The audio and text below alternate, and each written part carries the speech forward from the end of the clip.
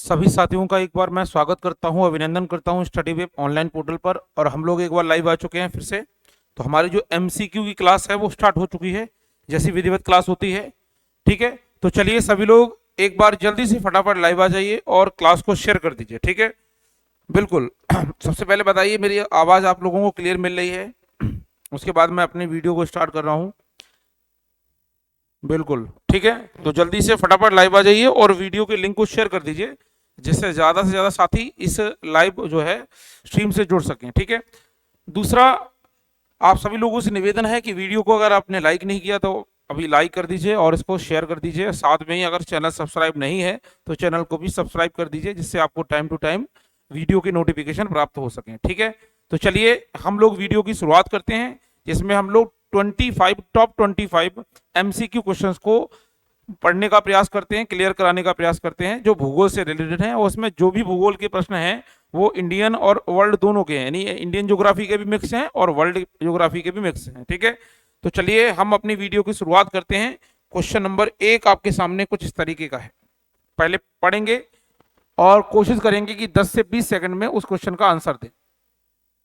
पढ़िए, चावल की खेती के लिए कौन सी स्थिति आवश्यक नहीं है? Which of the following conditions is not required in, मतलब क्या नहीं चाहिए? उच्च आर्द्रता यानी हाई ह्यूमिडिटी, उच्च तापमान हाई टेम्परेचर, उच्च वर्षा हाई रेनफॉल, या कम तापमान यानी लो टेम्परेचर।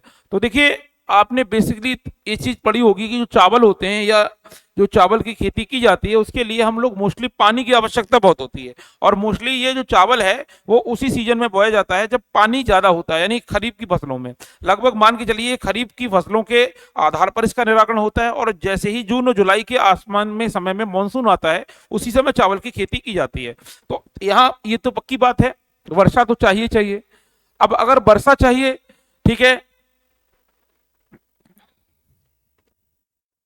ठीक, अगर वर्षा चाहिए तो इससे तापमान भी मिलना चाहिए। गर्मी का मौसम में तापमान होता ही होता है वर्षा में।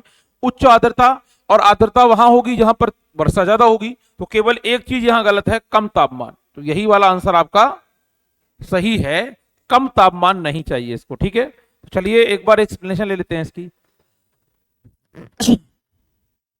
चावल विश्व की प्रमुख खाद्य फसल है, यानी खाद्यान्न फसल है। यह उष्ण कटिबंधीय और उपोष्ण कटिबंधीय क्षेत्रों का मुख्य आहार है। ठीक, चावल को उच्च तापमान चाहिए, मैंने बता चुका था, उच्च आर्द्रता भी चाहिए और वर्षा की भी उचित मात्रा चाहिए। यह जलोढ़ चिकनी मिट्टी में सबसे अच्छा माना जाता है, जो पानी को रोक सकता है। ठीक है, रोक सकता है। लेकिन विशेषकर देखा जाए जो जलोढ़ चिकनी मिट्टी होती है यहां पर भी चावल पाया जाता है, और भारत में तो विशेषकर काली मिट्टी पर ही चावल ज्यादा उगाया जाता है। जैसे भारत में बात करूं तो पश्चिम बंगाल भारत का सबसे बड़ा चावल का उत्पादक राज्य है। तो जल्दी से स्क्रीनशॉट ले लीजिए आप लोग। अब चलते हैं हम लोग क्वेश्चन नंबर 2 पर। कॉफी की खेती के लिए किसकी कॉफी की खेती के लिए किस प्रकार की जलवायु उपयुक्त है? कॉफी की खेती के लिए किस प्रकार की जलवायु उपयुक्त है? बताइए कैसी जलवायु उपयुक्त है। पहला है गर्म और आर्द्र जलवायु और बलुई मिट्टी, यानी गर्म जलवायु भी चाहिए, आर्द्र जलवायु भी चाहिए और बलुई मिट्टी चाहिए। ठीक है, आर्द्र जलवायु चाहिए और चिकनी मिट्टी चाहिए, ठंडी जलवायु चाहिए, या भरी मिट्टी या रेत भरी मिट्टी, यानी जिसमें मतलब रेतीली जगह हो, या फिर इनमें से कोई नहीं, या काली मिट्टी। ठीक है, तो ये आप पर डिपेंड करता है कि आप इसका आंसर कैसे जज करेंगे। तो एक बार इनको आप पढ़िए, और पूछ रहा है कि कॉफी के लिए कौन सी अच्छा है, तो जल्दी से एक बार आंसर देने का प्रयास करेंगे।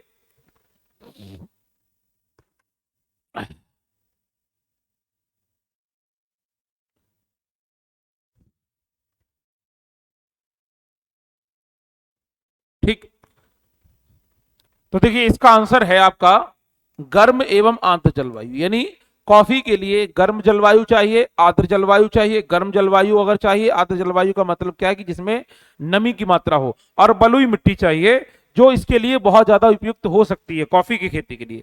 तो एक बार हम लोग एक्सप्लेनेशन ले लेते हैं इसकी।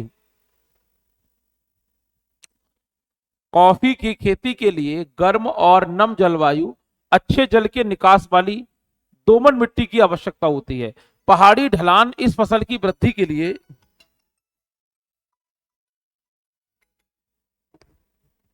पहाड़ी ढलान इस फसल की वृद्धि के लिए अधिक उपयुक्त होते हैं। ठीक है, कोलंबिया भारत के बाद ब्राजील अग्रणी निर्माता है। मतलब कोलंबिया और भारत को देखें तो उसके बाद ब्राजील का नंबर, कोलंबिया भारत के बाद ब्राजील अग्रणी निर्माता देश है, ठीक है। लेकिन निर्माता देश अलग है, लेकिन प्रथम स्थान पर कॉफी के मामले में प्रथम स्थान पर ब्राजील ही आता है, ब्राजील आता है। तो सबसे ज्यादा दुनिया में कॉफी कौन उगाता है? ब्राजील। और उसके बाद भारत और कोलंबिया का स्थान आता है, उसके बाद भारत और कोलंबिया का स्थान आता है। तो ये पॉइंट आप लोग याद रखेंगे, ठीक है। और जो दोमट मिट्टी है, दोमट मिट्टी ही बलुई मिट्टी कहलाती है। तो यहाँ पर दोमट मिट्टी को लिखा है, वहां बलुई मिट्टी लिखा है, तो कंफ्यूज मत होइएगा, दोमट मिट्टी और बलुई मिट्टी सेम ही है, ठीक है। तो चलिए इसका भी आप लोग स्क्रीनशॉट ले लीजिए। फिर हम लोग बढ़ते हैं क्वेश्चन नंबर 3 पर। तीसरा पढ़िए, निम्नलिखित में से किस राज्य, निम्नलिखित में से किस,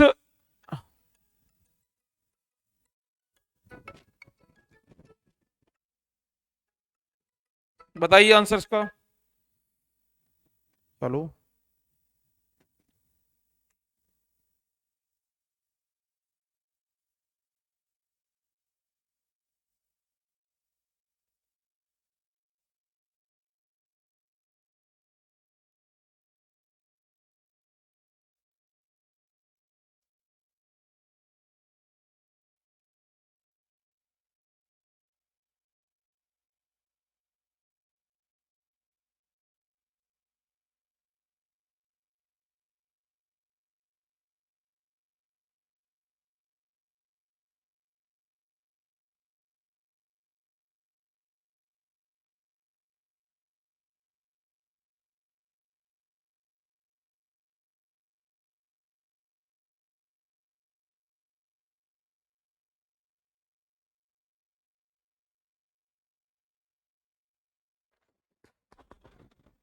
बताइए भाई क्या आंसर हो सकता है, एक बार प्रश्न को देख लेते हैं। कह रहा है निम्नलिखित में से किस प्रकार की का अभ्यास फलों, सब्जियों और पौधों की खेती से संबंधित नहीं है, ठीक। तो बागवानी, अंगूर की खेती, मधुमक्खी पालन या कृषि, क्या आंसर हो सकता है इसका? तो देखिए निम्नलिखित में से किस प्रकार का अभ्यास फलों, सब्जियों और पौधों की खेती संबंधित नहीं है। अब बागवानी में, बगीचे में ज्यादातर फल और मुख्यतः, या फिर कह सकते हैं अन्य वृक्ष वगैरह उगाए जाते हैं। कृषि में तो सारी फसलें उगाई जाती हैं। मधुमक्खी पालन में मधुमक्खियां पाली जाती हैं। तो एक ही अवसर बचा कौन सा, सॉरी, अंगूर की खेती भी होती है, तो एक ही बचा आपका मधुमक्खी पालन, जिसे हम एपीकल्चर कहते हैं। तो सही आंसर आपका जो है वो आपका है मधुमक्खी पालन, यानी सी। तो सी जो है वो इससे संबंधित नहीं है। तो एक बार हम लोग एक्सप्लेनेशन भी देख लेते हैं जल्दी से। एपीकल्चर शहद के व्यावसायिक उत्पादन के लिए मधुमक्खी का वैज्ञानिक पालन है। अंगूर की खेती अंगूर की खेती और कटाई से संबंधित है। जबकि जो सामान्य फसलें उगाते हैं हम उसको कहते हैं कृषि या फिर खाद्यान्न फसल, और या फिर हम कह सकते हैं जो बागानी फसलें होती हैं, जैसे सेब होता है, कॉफी होता है, इसके अलावा चाय होता है, इन सबको हम बागानी फसलों में डालते हैं, ठीक है। तो अलग अलग प्रकार की फसलें हैं। एपीकल्चर का संबंध मधुमक्खी पालन से है, तो मधुमक्खी पालन इस क्षेत्र में नहीं आती है। तो इसका ऑप्शन सी सही है, जल्दी से स्क्रीनशॉट ले लीजिए। अब हम बढ़ते हैं अपने क्वेश्चन नंबर 4 पर। मिस्री निम्नलिखित में से किस प्रकार के, निम्नलिखित में से किस फसल की एक किस्म है? मिस्री is a variety of which among the following fruit, ठीक। चेरी में है, सेब में है, आम में है, लीची में है, बताइए आंसर इसका। ठीक। तो मिस्री क्या है? ये सारे के सारे जितने भी अवयव आपको दिखे हुए हैं ये सारे कैसे हैं? शुगर वाले हैं, इनमें मीठापन पाया जाता है। तो इसमें बता रहा है कि किस फसल की किस्म है। तो सेब तो एक फल है, इसका लेना देना नहीं। आम भी एक फल है, इसका भी कोई लेना देना नहीं। लीची भी एक फल है, इसका भी कोई लेना देना नहीं। लेकिन चेरी भी एक फसल होता है, लेकिन चेरी से ही इसका संबंध है। बाकी तीन ये अलग हैं, लेकिन चेरी से इसका संबंध है। तो चलिए हम लोग देखते हैं इस बार कैसे। मिस्री कश्मीरी घाटी, मिस्री कश्मीरी घाटी की एक किस्म की चेरी है। केंद्र शासित प्रदेश जम्मू एंड कश्मीर देश की चेरी की वाणिज्य किस्मों के देश के कुल उत्पादन का 95%, मतलब देश में जितना भी चेरी होता है उसका लगभग 95% अकेले इस यूनियन टेरिटरी स्टेट यानी जम्मू एंड कश्मीर में ही होता है। यह चेरी की 4 किस्मों को पैदा करता है। यहाँ 4 किस्में पाई जाती हैं, डबल, मखमली, मिस्री और इटली, ठीक। तो ये 4 किस्में हैं इसकी अलग अलग। लेकिन सबसे ज्यादा मिस्री वाला राज्य भी भारत का कौन सा है? आपका जम्मू एंड कश्मीर, जो कुल प्रोडक्शन का 95% बनाता है। तो जल्दी से स्क्रीनशॉट ले लीजिए इसका भी आप लोग, बताइए आंसर। मत्स्य उत्पादन में भारत का कौन सा स्थान है? मत्स्य उत्पादन में भारत का कौन सा स्थान है? 7वां, तीसरा, 10वां या 8वां?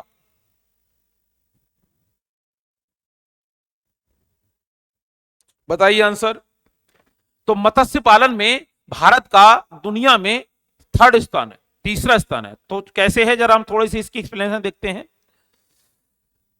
भारत मत्स्य उत्पादन में तीसरे, जलीय कृषि में, ठीक, मतलब भारत, ऐसे समझिए, भारत मत्स्य उत्पादन में तीसरे स्थान पर है, और जलीय कृषि यानी इसका मतलब क्या कि जल के आधार पर जो कृषि होती है, ठीक है, यानी जल में जो कृषि होती है उसके आधार पर अगर देखें तो जलीय कृषि के मामले में ओवरऑल दूसरे स्थान पर है। जलीय कृषि का मतलब जैसे, मतलब मान के चलिए बहुत सारी चीजें जैसे हम लोग जो है उगाते हैं वो पानी में उगाते हैं, जैसे आपने देखा होगा सिंघाड़ा, ठीक है, या फिर हम कह सकते हैं कमल वगैरह, इनसे हम लोग जो भी उत्पादन करते हैं वो पानी में उगाते हैं। मछलियां वगैरह जितने भी जलीय अवयव के अंदर ही आती हैं। मछली पालन भी एक तरीके से कृषि पालन का ही हिस्सा है, ठीक है। तो उस जलीय कृषि के आधार पर देखें तो सेकंड नंबर पर हम आते हैं।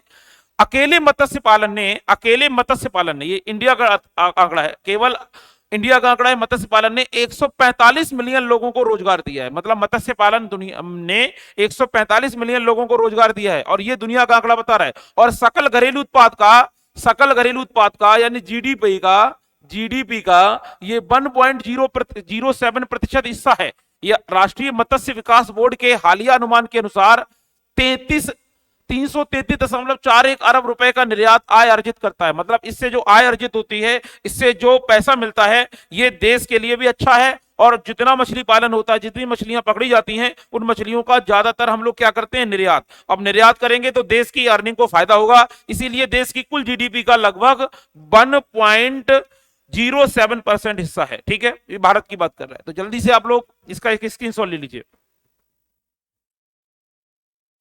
छठा प्रश्न है, भारत के पहले अनाज एटीएम का क्या नाम है, जो गुरुग्राम में खेला गया। ये बहुत चर्चा में रहा था 3 4 महीने पहले कि मतलब ऐसे मान लीजिए भारत का पहला ये अनाज एटीएम है। आपने एटीएम मशीन जो लगी होगी वो पैसे के लिए लगी देखी होगी, लेकिन हरियाणा सरकार ने गुरुग्राम में पहला अपना अनाज एटीएम मशीन मुख्यतः खोला। इसका नाम क्या है, अन्नपूर्णा, प्रसादम, अन्नपूर्णी या भोजनम, बताइए।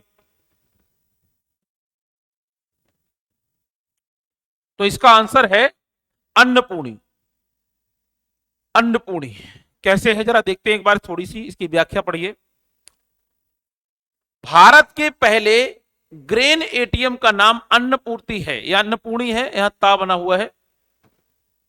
इसे गुरुग्राम के फरूख नगर में स्थापित किया गया। इसका उद्देश्य राशन की दुकानों पर अनाज वितरण की प्रक्रिया को आसान बनाना है, ठीक है। मतलब ऐसे मान लीजिए इसमें आपका डेटा सेव किया जाएगा, इसमें आपका फिंगरप्रिंट लगाया जाएगा, और फिंगरप्रिंट के थ्रू आप अपना फिंगर जब ऐड करेंगे तो फिंगर आपका वेरीफाई किया जाएगा कि आप ही राशन कार्ड होल्डर हैं, और जैसे ही वो मैच हो जाएगा तो आपको उतना ही अनाज पैकेट के रूप में बाहर मिल जाएगा, जैसे हम लोग एटीएम से पैसा निकालते हैं। तो ये था 6 क्वेश्चन। अब जल्दी से स्क्रीनशॉट ले लीजिए, फिर हम बढ़ते हैं क्वेश्चन नंबर 7 पर। पढ़िए 7वां क्वेश्चन।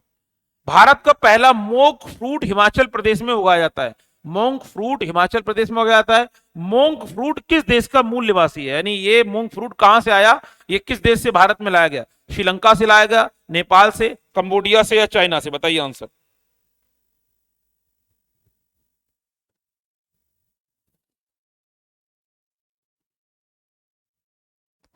तो ये लाया गया मोंग फ्रूट चाइना से।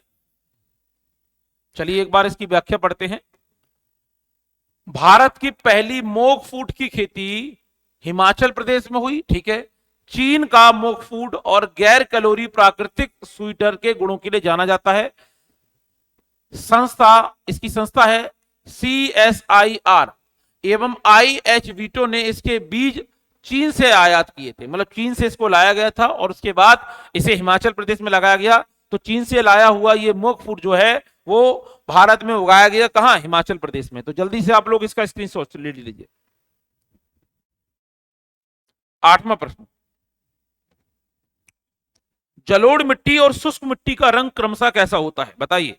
जलोढ़ मिट्टी और शुष्क मिट्टी का रंग क्रमशः कैसा होता है। What is the colour of the alluvial soils and the arid soils, ठीक, रेस्पेक्टिवली लाइट टू SA यानी लाल से भूरा, लाल से, दूसरों में शायद दोनों में विकल्प एक ही दे दिए यहां, light to S grey, red to brown, ठीक है, लाल से भूरा, लाइट टू S ग्रे, लाल पीला, ठीक है। इसमें ऑप्शन सेम ही हो गए हैं, तो मैं एक में ऑप्शन चेंज कर देता हूं, लाल से काला, मैं एक में ऑप्शन चेंज कर देता हूं, या काला लिख लीजिए, लाल से काला, ठीक, लाल से काला। और यहां हम लोग कर देंगे रेड टू, ब्राउन की जगह जो कर देंगे वो ब्लैक कर देंगे, ठीक, बाकी सही हो जाएगा। बताइए आंसर, ठीक। तो जलोढ़ मिट्टी और शुष्क मिट्टी का रंग क्रमशः कैसा होता है? देखिए, तो जलोढ़ मिट्टी और शुष्क मिट्टी का रंग कैसा होता है, इसका ऑप्शन है ऑप्शन नंबर ए, ठीक। ये लाल से थोड़ी सी भूरे कलर में होती है, तो इसका आंसर है, ये सेम होते हैं इसलिए मैंने थोड़ा चेंज कर दिया, नहीं तो दोनों आंसर हो जाते। अब चाहे हम इसमें चेंज करते थे चाहे इसमें, तो आंसर आपका ए सही है। अब कैसे है वो जरा देख लेते हैं। जलोढ़ मिट्टी का रंग हल्के भूरे से राख के भूरे रंग में भिन्न होता है।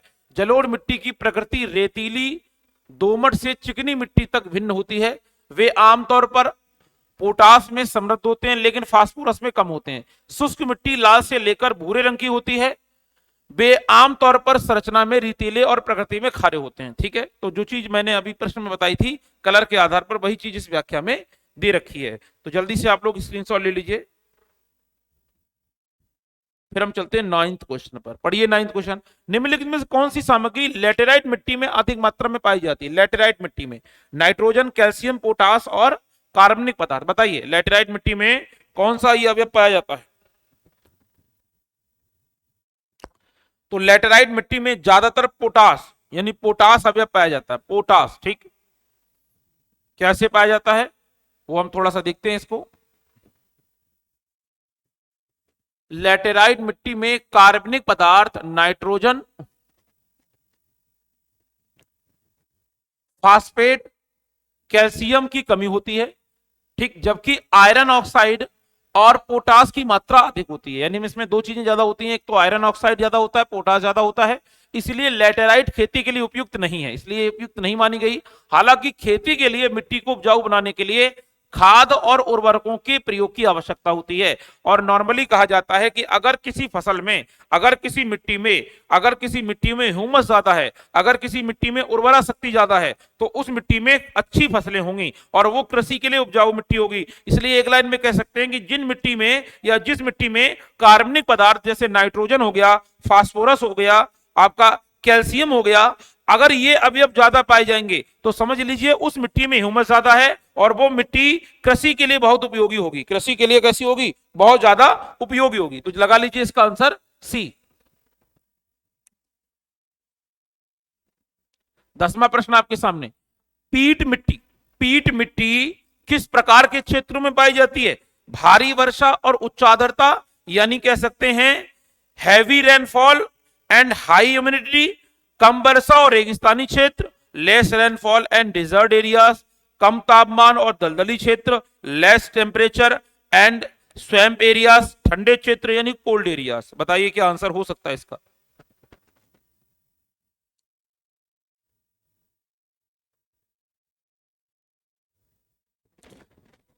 तो इसका आंसर होगा भारी वर्षा, ज्यादा वर्षा और ज्यादा आर्द्रता, यानी नमी ज्यादा होगी तो पीट मिट्टी वही क्षेत्रों में अच्छी हो सकती है। और ये पीट मिट्टी उसी क्षेत्रों में पाई जाती है जहां भारी वर्षा और उच्च आर्द्रता पाई जाए। तो देखते हैं कैसे, इसके एक्सप्लेनेशन देख लेते हैं। पीट मिट्टी बे भारी वर्षा और उच्च आर्द्रता वाले क्षेत्रों में पाई जाती है जहां वनस्पति की अच्छी वृद्धि होती है। इस प्रकार इन क्षेत्रों में बड़ी मात्रा में कार्बनिक पदार्थ जमा हो जाते हैं और इस मिट्टी को भरपूर ह्यूमस देते हैं और जैविक सामग्री भी यहां पाई जाती है, ठीक है। तो यहां अच्छा खासा ह्यूमस पाया जाता है, कार्बनिक पदार्थ पाया जाता है। ह्यूमस का मतलब है या नाइट्रोजन, इसके अलावा यहाँ फास्फोरस और कैल्शियम के लक्षण पाए जाएंगे इस मिट्टी में, इसलिए ये उपजाऊ है। और इस अवयव के आधार पर अगर होगा तो इसका मतलब है ऐसे क्षेत्रों में जहां ह्यूमस होगा वहां हमें उच्च आर्द्रता भी चाहिए और भारी वर्षा भी चाहिए, ठीक। तो ये था क्वेश्चन नंबर 10। जल्दी से स्क्रीनशॉट ले लीजिए।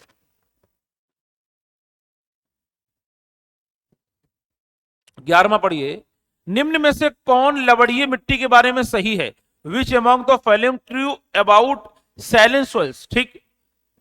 खेती के लिए अच्छा, ह्यूमस में समृद्ध, खेती के लिए अच्छा लवणीय मिट्टी होती है, ठीक है।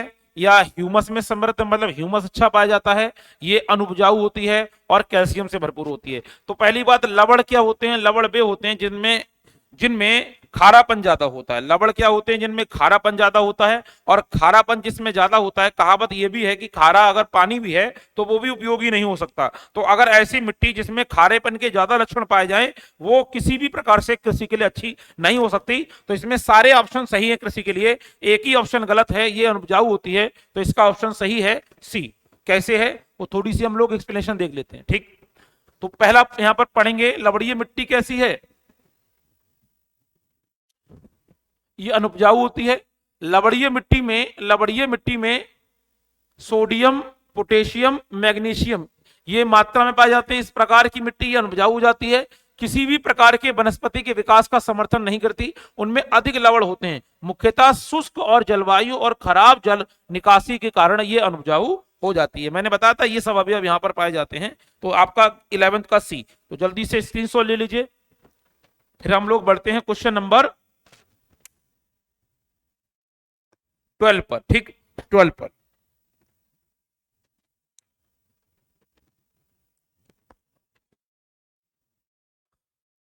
तो 12 देखते हैं, निम्नलिखित में से कौन सा कथन कपास के उगने के लिए असत्य है?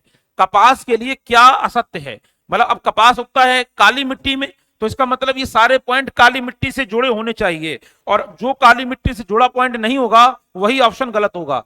अब इसमें कहा कि हाई टेम्परेचर चाहिए, लाइट रेनफॉल चाहिए, 150 फ्रॉस्ट फ्री डेज चाहिए, या तेज धूप चाहिए यानी ब्राइट सनशाइन चाहिए। बताइए जल्दी से क्या हो सकता है 12वीं का क्वेश्चन। ठीक, तो यानी क्या चाहिए? इसका मतलब क्या है कि उच्च तापमान चाहिए, बिल्कुल सही है। हाई टेम्परेचर तो चाहिए चाहिए कपास के लिए, कपास का यूज हम लोग रेसे वगैरह के लिए करते हैं, कपड़े के लिए करते हैं। हल्की वर्षा, मतलब यहां वर्षा ज्यादा नहीं चाहिए, एवरेज वर्षा चाहिए, हल्की वर्षा चाहिए, तो ये भी सही।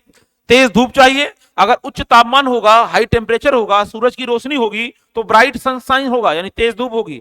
तो एक ही ऑप्शन बचा कि 150 फ्रॉस्ट फ्री दिन, मतलब 150 दिनों का पीरियड नहीं चाहिए यहां पर उगने के लिए। तो इसका आंसर यही सही है। तो गलत पूछ रहा है कौन सा कथन कपास के लिए उगने के लिए असत्य है, तो सी। तो कैसे है जरा इसका स्क्रीनशॉट ले लीजिए और फिर हम इसकी एक्सप्लेनेशन देखते हैं। देखिए, कपास की कपास की वृद्धि के लिए उच्च तापमान चाहिए, हल्की वर्षा चाहिए, और 210 पाला रहित दिन, यानी कुल 210 दिन लगते हैं, ना कि 150 दिन लगते हैं, और तेज धूप भी चाहिए। यह काली और जलोढ़ मिट्टी पर उगता है, हालांकि सबसे ज्यादा काली में ही उगता है। ठीक है, चीन, अमेरिका, भारत, पाकिस्तान, ब्राजील, मिस्र कपास के प्रमुख उत्पादक हैं। यह सूती वस्त्र उद्योग के लिए प्रमुख कच्चे माल के रूप में यूज होता है। तो वस्त्र बनाए जाते हैं, और वस्त्र भी कैसे बनाए जाते हैं? सूती वस्त्र बनाए जाते हैं। और दरअसल में कपास सूती वस्त्रों के लिए रॉ मटेरियल का काम करता है, कच्चे पदार्थ का काम करता है। ठीक है, मुख्यतः भारत में अच्छी खासी कपास उन एरिया में पाई जाती है जहां काली मिट्टी पाई जाती है, भारत के प्रायद्वीपीय तटों के क्षेत्रों में, और भारत के पश्चिमी बंगाल और उड़ीसा के क्षेत्रों में यहां अच्छी खासी तादाद में पाई जाती है। ठीक है, तो जल्दी से स्क्रीनशॉट ले लीजिए। 13वां क्वेश्चन आपके सामने, पढ़िए पहले। मैक्सिको और मलेशिया में क्रमशः स्थानांतरण खेती को क्या कहा जाता है? मतलब स्थानांतरण खेती का मतलब जो व्यक्ति एक स्थान से अपनी सारी कृषि व्यवस्था को उठाकर दूसरी जगह रहे। मतलब मान के चलिए मैं कोई कृषि कर रहा हूं और कृषि में पशुपालन कर रहा हूं। ठीक है, हालांकि पशुपालन को अगर हमने एक जगह से दूसरी जगह ट्रांसफर कर दिया तो उसे ही हम स्थानांतरण खेती कहते हैं। अब इसको क्या कहा जाता है मैक्सिको और मलेशिया में क्रमशः? अब मैक्सिको एक देश है दक्षिणी अमेरिका, वो आपका अमेरिकी देश, और मलेशिया देश है एशियाई देश। इनमें इनको क्या कहते हैं? रोका पहला विकल्प है, मिल्पा, रोका मिल्पा कहते हैं, या ए या सी। ठीक है, मतलब ए सी दोनों सही है, मतलब थोड़ा सा चेंज हो गया, ए पहले ये होता,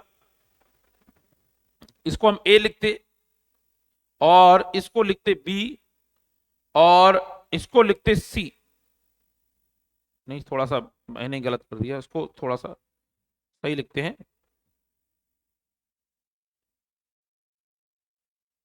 कैसे, देखिए, इसको तो ए ही लिखते, इसको मान लीजिए इसको ए लिखा, इसको बी लिख दिया, इसको सी लिख दिया और इसको डी, ये सबसे बाद में आता, ठीक, इसके हिसाब से तो ज्यादा अच्छा होता, ना कि ये वाले, ठीक।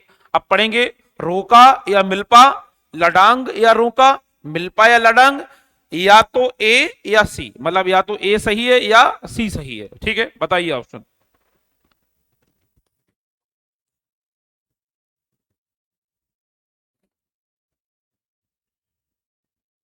ठीक है, तो इसका आंसर सही है ये वाला, जो पहले डी था अब ये सी बन गया, तो मिल्पा और लडांग, मिल्पा और लडांग। तो मिल्पा कहां कहते हैं? मैक्सिको में।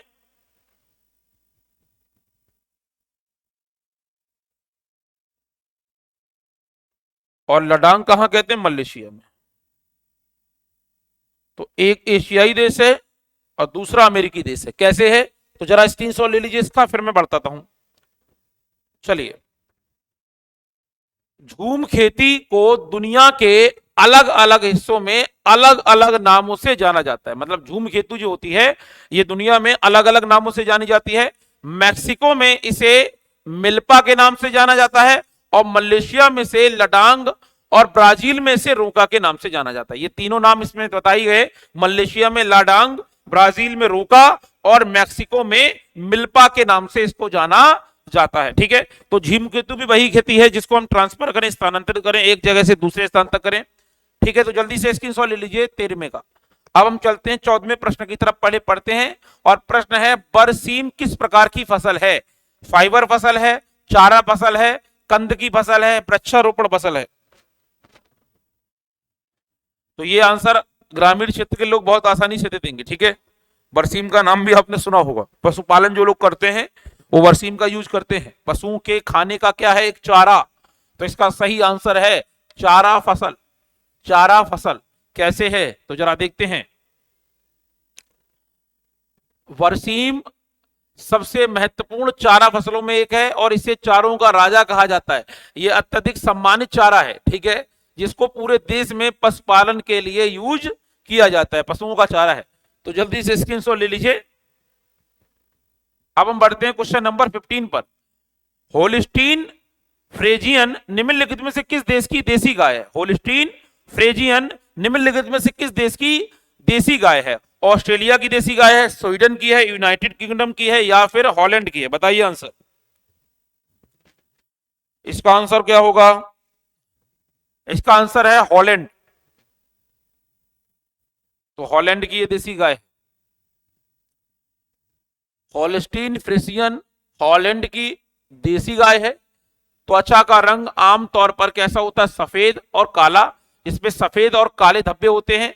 यह प्रति स्तनपान में 7,000 लीटर तक दूध दे देती है। आमतौर पर डेयरी के लिए इसका यूज होता है। मतलब प्रति स्तनपान का मतलब क्या है कि ये अपने जीवन काल में शुरुआत के चरण में 7,000 लीटर तक दूध दे सकती है जब ये अपने बच्चे को जन्म देगी, ठीक है। और ऐसी गाय हॉलैंड में ज्यादा पाई जाती है। तो इसका आंसर है हॉलैंड, ठीक है। वैसे सबसे ज्यादा गाय जो है वो डेनमार्क जाया जाती है, वो सबसे ज्यादा दूध देती है, ठीक है।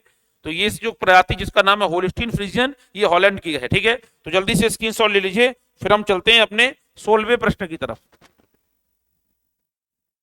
16वां प्रश्न आपके सामने। मिश्रित खेती और वृक्षारोपण किस प्रकार की खेती के उदाहरण हैं? मिश्रित खेती और वृक्षारोपण किस प्रकार की खेती के उदाहरण हैं?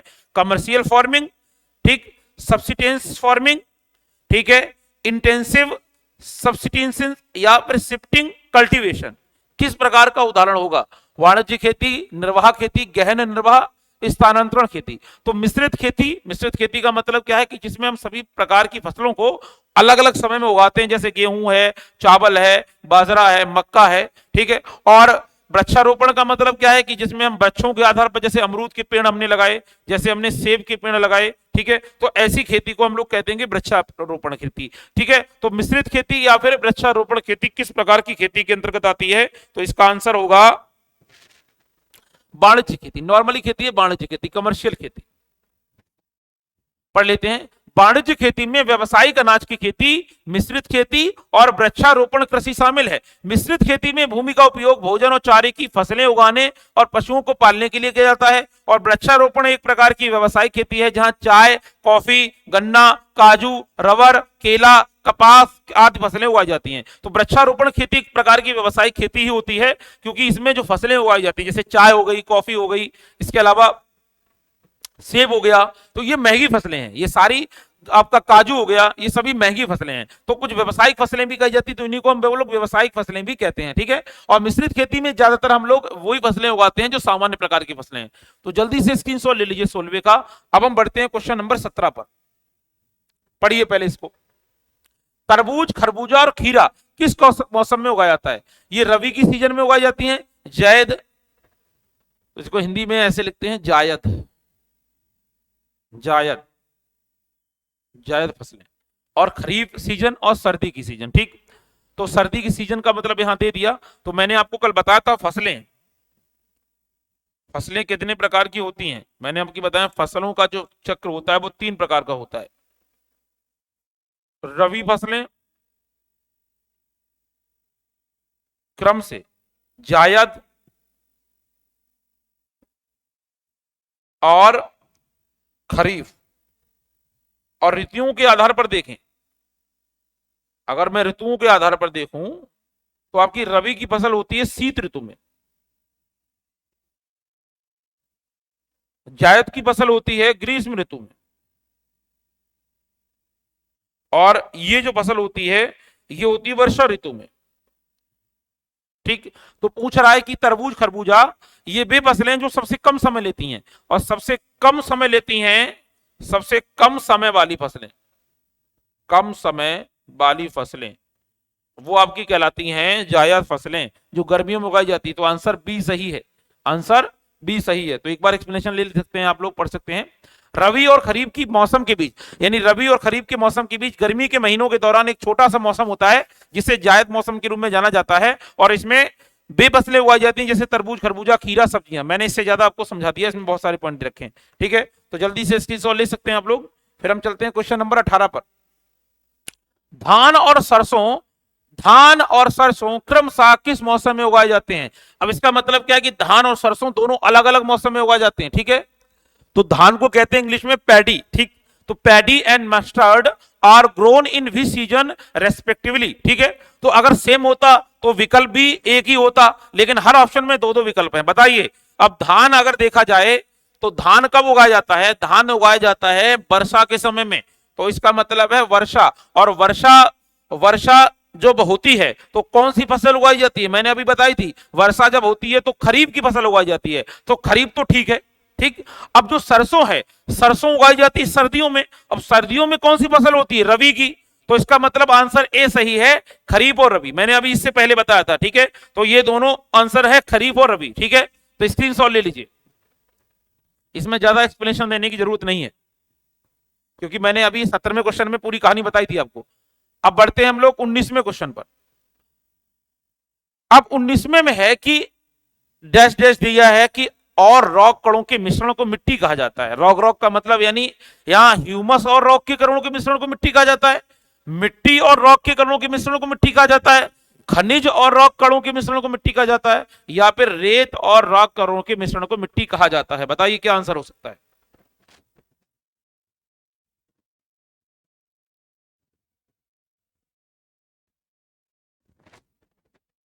बताइए क्या आंसर है? तो मिट्टी मिट्टी हो नहीं सकती, खनिज तो नीचे है, मिनरल्स। रेत का मतलब नहीं है, तो रेत अगर होगा तो फिर अनुपजाऊ मरुस्थलीय मिट्टी बन जाएगी, ह्यूमस। तो जो ह्यूमस होती है और जो रॉक होते हैं, ठीक है ना, इनके कणों के मिश्रण को मिट्टी हम लोग कहते हैं। तो ऑप्शन ए सही है। अब थोड़ी सी हम लोग व्याख्या देख लेते हैं। शैल कणों तथा ह्यूमस के मिश्रण को, शैल कणों और ह्यूमस के मिश्रण को मृदा कहते हैं, मिट्टी कहते हैं। जीवित जीव जैसे बैक्टीरिया, पौधों की जड़ें और केंचुआ भी किसी भी मिट्टी के निर्माण में महत्वपूर्ण भाग लेते हैं, ठीक है। तो जल्दी से एक्सप्लेनेशन ले लीजिए, फिर हम बढ़ते हैं अपने क्वेश्चन नंबर 20 पर। तो 20 क्वेश्चन है, निम्नलिखित में से कौन सा निम्नलिखित में से कौन सा स्लैश एंड वर्ण कृषि का नाम नहीं है? निम्नलिखित में से कौन सा स्लैश एंड वर्ण किसी का कृषि का नाम नहीं है? Which among the following is not a name of the slash and the वर्ण एग्रीकल्चर? झूम, मिल्पा, स्टेपी, दहिया, बताइए। बताइए क्या आंसर है? तो नहीं है, इसका मतलब है बाकी सभी हैं, तो इसका आंसर है स्टेपी। ठीक है, स्टेपी। तो जल्दी से हम लोग एक स्क्रीनशॉट लीजिए और इसकी थोड़ी सी एक्सप्लेनेशन देखिए। स्टेपी स्टेपी एक प्रकार का घास का मैदान है जो पूर्वी यूरोप और मध्य एशिया में पाया जाता है। स्टेपी जलवायु एक क्षेत्र से दूसरे क्षेत्र में भिन्न होती है। स्टेपी जलवायु एक क्षेत्र से दूसरे क्षेत्र में भिन्न होती है। मैक्सिको में स्लेश एंड वर्न, मैक्सिको में स्लेश एंड वर्न कृषि को क्या कहते हैं? मिल्पा के रूप में जाना जाता है। पिछले प्रश्न में भी था। उत्तर पूर्वी राज्यों में से झूम और मध्य प्रदेश में इसे बेबर के नाम से, बेबर या दहिया के नाम से जानते हैं। ठीक है, तो ये स्थानांतरण खेती या झूम खेतु खेती के अलग अलग नाम हैं जो ज्यादातर एरिया यूरोप और मध्य एशिया में पाया जाता है। तो जल्दी से आप लोग स्क्रीनशॉट ले लीजिए। 21 क्वेश्चन। गन्ने का अधिकतम उत्पादन करने वाला प्रदेश? तो मैंने कहा था गन्ना सबसे ज्यादा कहां पाया जाता है? गन्ना सबसे ज्यादा कहां पाया जाता है? उत्तर प्रदेश में। ठीक, और दूसरे नंबर पर गन्ना कहां पाया जाता है? सेकंड नंबर पर गन्ना पाया जाता है महाराष्ट्र में। ठीक, तो दो राज्य सबसे अग्रणी राज्य हैं, तो इसका आंसर है उत्तर प्रदेश। ठीक है, तो इसका स्क्रीनशॉट ले लीजिए और थोड़ा सा एक्सप्लेनेशन देख लीजिए। उत्तर प्रदेश देश गन्ना उत्पादन में प्रथम स्थान के साथ सबसे अधिक क्षेत्रफल पर गन्ने उत्पादन करने वाला राज्य भी है। ठीक है, मतलब सबसे ज्यादा भी है और सबसे ज्यादा क्षेत्रफल भी ये गन्ना उत्पादित करता है। अगर आप क्षेत्रफल के लिहाज से देखें तो वैसे तो क्षेत्रफल महाराष्ट्र का हमसे ज्यादा है। महाराष्ट्र भारत का दूसरा सबसे बड़ा राज्य है क्षेत्रफल के आधार पर, और यूपी चौथे स्थान पर आता है। लेकिन जितना क्षेत्रफल महाराष्ट्र का ज्यादा है, उससे के अलावा भी जितना यूपी के बराबर होगा, तब भी यूपी में गन्ना परसेंटेज में ज्यादा होता है। ठीक है, लेकिन यही चीनी उत्पादन के क्षेत्र में महाराष्ट्र का नाम आता है। यदि हम भारत की बात करें तो भारत दूसरे स्थान पर आता है, पहले स्थान पर गन्ने में भी ब्राजील है। ठीक है, तो ब्राजील है, लेकिन चीनी उत्पादन में महाराष्ट्र का नाम आता है। उसका कारण है क्योंकि यूपी में ज्यादा से ज्यादा चीनी मिलें पिछले 20 साल में बंद होती चली गई। नई सरकार ने चीनी मिलों की घोषणा नहीं करी, जो बंद हो गई वो बंद हो गई, लेकिन महाराष्ट्र सरकार ने पिछले 20 सालों में नई नई चीनी मिलें बनाई। तो चीनी मिलों के आधार पर जब मिलें ज्यादा होंगी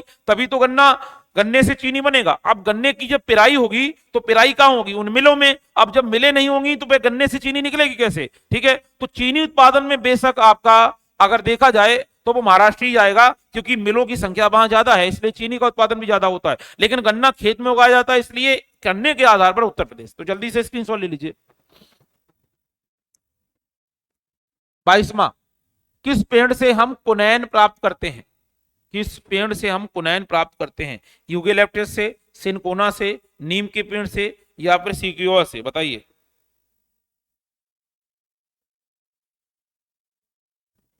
क्या आंसर होगा? इसका आंसर है सिनकोना पेड़। कैसे, जरा देख लेते हैं। ये दक्षिण अमेरिकी पेड़ है। कहां है होगा? दक्षिण अमेरिकी पेड़ है। सिनकोमा पौधे की छाल से प्राप्त होता है। इसे क्यूनीम नामक मलेरिया बुखार, यानी एक मलेरिया बुखार की दवा के निर्माण में भी इसका यूज होता है। इसके अलावा कुछ अन्य दवाओं में भी इसका यूज किया जाता है, इसका प्रयोग होता है। इसे टॉनिक वाटर में भी मिलाया जाता है, जो टॉनिक वाटर हमारी ऊर्जा के लिए दिया जाता है, और अन्य पेय पदार्थ यानी पेय पदार्थों में भी मिलाया जाता है। यूरोप में 16वीं शताब्दी में इसे सबसे पहले प्रयोग किया गया था। मतलब इसका प्रयोग सबसे पहली बार यूरोप में किया गया था। कब किया गया था? 16वीं शताब्दी में। तो जल्दी से आप लोग इसका स्क्रीनशॉट ले लीजिए। चलिए अब हम बढ़ते हैं क्वेश्चन नंबर 23 पर। भारत में ईख कितने माह में परिपक्व हो जाती है? ठीक है, sugar cane method how many month in in India. ईख जानते होंगे, ईख क्या होती है? तो ईख का मतलब होता है गन्ना। ठीक है, कोई अलग नहीं है। तो इसका आंसर है 12 माह। ठीक, कैसे? देखिए याद रखेंगे कि कुछ, वैसे तो मैंने अभी फसल चक्र बताया था, और मैंने बताया था फसल चक्र के आधार पर सबसे ज्यादा लंबी फसलें, सबसे ज्यादा खेतों में लगी फसलें होती है रबी की फसलें। रबी की फसलों का समय औसतन 4 माह का होता है, और सबसे कम जो समय होता है वो होता है जायद की फसलों का। जायद की फसलें 1 से 2 माह में पक जाती हैं, ठीक है। लेकिन कुछ फसलें रबी में भी होती हैं और कुछ फसलें जायद में भी होती हैं जो लगभग 1 साल तक बनी रहती हैं। अब अगर आप कहेंगे सर अधिकतम 4 माह और न्यूनतम 2 माह है, तो अगर कोई भी फसल खेत में 12 महीने लगी है तो हम उसको एक फसल चक्र के आधार पर कैसे बता सकते हैं। लेकिन इसका मतलब है कि अगर वो फसल 6 महीने, 8 महीने, 1 साल खेत में है, तो इसका मतलब वो तीनों फसल चक्र के नियमों में आएगी। ऐसा नहीं है, जो फसल जिस फसल चक्र में बोई जाती है, मतलब बुवाई जिसमें की जाएगी, उसको उसी में माना जाएगा। तो गन्ना जो है वो साल के 12 महीने, मैंने 1 साल के 12 महीनों में ही लगा रहता है, 1 साल पूरा लगा रहता है, ठीक है। और गन्ना सर्दियों में ही बोया जाता है और अगली सर्दियों में ही काटा जाता है। अब सर्दियों में बोई जाने वाली फसलें होती हैं रबी की फसल, तो गन्ना है जरूर रबी की फसल का पार्ट, लेकिन फिर भी इसका समय 12 माह होता है। ऐसे ही खरीफ की फसल होती है जिसका नाम है अरहर, यानी दलहन फसल। तो अरहर भी खरीफ की फसल है जिसे जून जुलाई में बोते हैं और अगलर जाकर मार्च या अप्रैल में उसको काटते हैं। लगभग वो भी 10 से 11 महीने तक खेत में खड़ी रहती है, लेकिन उसको भी हम लोग खरीफ की फसल कहते हैं, क्योंकि बोई कहां जाती है, खरीफ की फसल के समय में या फिर वर्षा में। तो जल्दी से स्क्रीनशॉट ले लीजिए आप इसका। तो देखिए एक बार इसमें देख लेते हैं गन्ने के बारे में। इसमें फरवरी से मार्च तक की फसल बुवाई करते हैं। इसमें फसल 10 से 12 माह में तैयार होती है। शरतकालीन गन्ने बसंत में बोए जाने से 25 से 30%, ग्रासकालीन गन्नों से 30% अधिक पैदावार होती है। तो थोड़ा सा समय का अंतर है, तो वही मार्च में बोया जाता है, तो यहाँ पर बताया फरवरी मार्च में बुवाई करते हैं, लेकिन दरअसल में इसकी बुवाई जो है वो पहले ही स्टार्ट हो जाती है, ठीक है। लगभग 1 साल का समय है। 24वां क्वेश्चन देखिए, भारत में सर्वाधिक पटसन जिसे हम जूट कहते हैं कौन सा राज्य है? आंध्र प्रदेश, बिहार, तमिलनाडु और पश्चिम बंगाल। बताइए आंसर। भारत में जूट सबसे ज्यादा कहां होता है? सबसे ज्यादा जूट भी भारत में ही होता है दुनिया में।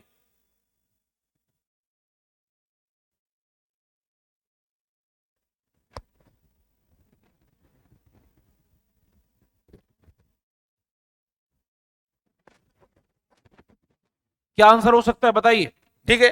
तो देखिए भारत में सर्वाधिक पटसन उत्पादन, जिसको हम पटसन भी कहते हैं, पटसन उत्पादक, और पटन पटसन की जो फसल होती है वो खरीफ की फसल होती है। और ये भारत में ज्यादातर कहां उगाई जाती है? तटीय मैदानों में, तटीय क्षेत्रों में, तटीय क्षेत्रों में उगाई जाती है। तटीय क्षेत्र, और तटीय क्षेत्रों में भी विशेषकर, तटीय क्षेत्रों में विशेषकर पश्चिम बंगाल, पश्चिम बंगाल सबसे अग्रणी राज्य है। पश्चिम बंगाल के अलावा उड़ीसा, उड़ीसा, आंध्र प्रदेश, उड़ीसा, आंध्र प्रदेश, इन स्टेटों में भी उगाई जाती है, ठीक, ठीक है। तो पटसन या जूट उद्योग में भारत पहला। पटसन से क्या होता है? पटसन भी कपास की तरह है, इससे भी हम रेशे वगैरह प्राप्त करते हैं। और पटसन जो है एक फसल में उगाई जाने वाली फसल है, खरीफ की फसल है, और इसको जो क्या किया जाता है, काटा जाता है, फिर इसको सुखाया जाता है, और इससे हम क्या करते हैं, रेशे बनाते हैं। इससे हम रुई वगैरह का निर्माण भी करते हैं, साथ में इससे हम सन भी बनाते हैं, और बाद में इससे रस्सियां वगैरह भी बनाई जाती हैं जूट से। तो जूट उत्पादन में कह रहा है कि कौन सा राज्य अग्रणी है, तो जूट में सबसे अग्रणी राज्य है पश्चिम बंगाल। तो इसका आंसर है पश्चिम बंगाल। तो जल्दी से आप लोग इसका स्क्रीनशॉट ले लीजिए, फिर हम लोग थोड़ी सी इसकी व्याख्या देख लेते हैं, ठीक है। भारत का सर्वाधिक पटसन उत्पादक राज्य पश्चिम बंगाल है। जूट, पटसन इसी प्रकार के पौधों के रेशे हैं। इसके रेशे बोरे, दरी, तंबू, त्रिपाल, टाट, रस्सियां, ये तमाम चीजें इससे बनाई जाती हैं, तथा कागज बनाने के काम भी आता है। जूट के रेशे साधारणतया 6 से लेकर 10 फुट तक लंबे होते हैं, इनकी लंबाई अच्छी खासी हो जाती है, और विशेष अवस्थाओं में 14 से लेकर 15 फुट तक ही लंबे पाए जाते हैं।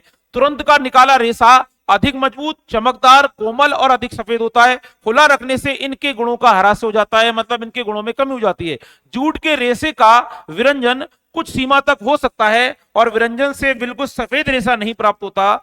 रेशा आर्द्रता ग्राही होता है, 6 से लेकर 23% तक नमी रेशे में रह सकती है, मतलब ये अच्छा खासा पानी को अवशोषित करता है, इसमें नमी की मात्रा पाई जाती है, ठीक है। और ये ज्यादातर भारत के एरिया में पाया जाता है।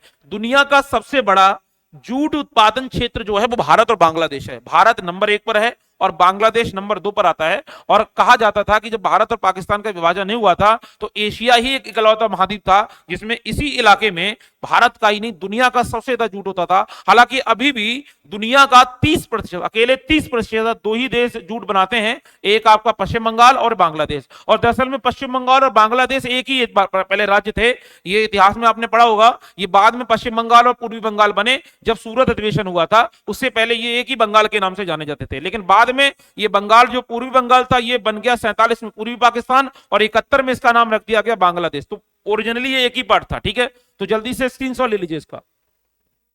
अब हम लोग बढ़ते हैं अपने लास्ट प्रश्न की तरफ, 25वें प्रश्न। ठीक है, तो 25वां प्रश्न कुछ इस तरीके का है, भारत का सर्वाधिक पटसन या नालसा जूट, मतलब जितने भी जूट के टाइप हैं वो सारे के सारे आपके भारत में ही हैं और राज्य यहां पर भाई दिए हैं पश्चिम बंगाल। सॉरी, ये तो रिपीट हो गया मुझे लग रहा है, एक ऐसे ही रिलेटेड क्वेश्चन और है, मैं अगला लेता हूं। हाँ जी,